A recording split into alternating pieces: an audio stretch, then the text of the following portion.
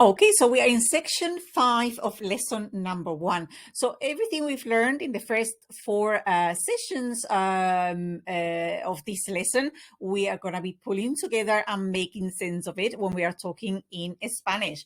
So how do we match nouns and adjectives in Spanish? We have learned, let's do a small recap. We've learned the definite articles in Spanish, el, la, los, and las.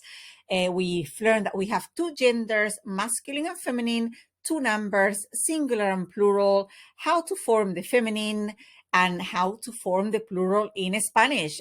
So that's all you've learned this week. How do we pull all that together?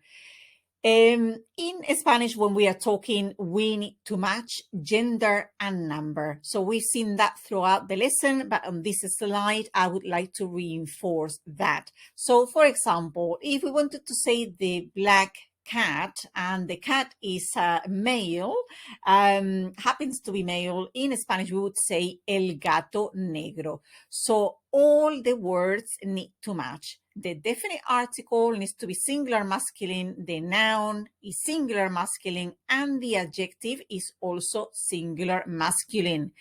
If the cat was female, we would need to change that in the way that we've learned in this lesson to la gata negra. So all 3 words need to match in gender and number.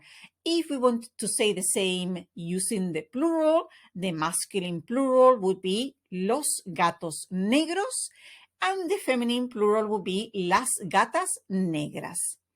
Let's have a look at another example. El maestro alto, the tall teacher. In Spanish, we will be talking about a male teacher. But if it was a woman, we would say la maestra alta. And the plurals would be los maestros altos and las maestras altas.